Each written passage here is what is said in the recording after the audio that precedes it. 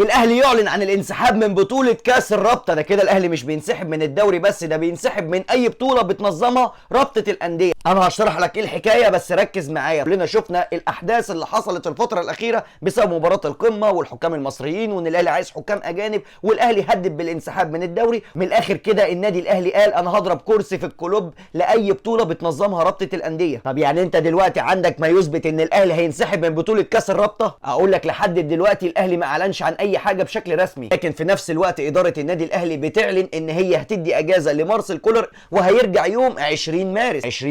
20 مارس ده نفس يوم ماتش الاهلي وانبي في اول مباراه في كاس الرابطه. ومن هنا نقدر نفهم ان النادي الاهلي مش هيلعب بطوله كاس الرابطه دي. في اراء من اداره النادي الاهلي بتقول ان احنا نلعب الماتشين الاولانيين من بطوله كاس الرابطه عشان خاطر نستعد لمباراه الهلال السوداني في افريقيا. وانا كمان مع القرار ده عشان خاطر ننزل ماتش الهلال السوداني واحنا في كامل فورمتنا. اكتبوا لي انتوا رايكم في الكومنتات، الاهلي ينسحب من بطوله كاس الرابطه ولا يكمل في البطوله ونفوز بيها واسمنا خدنا بطوله؟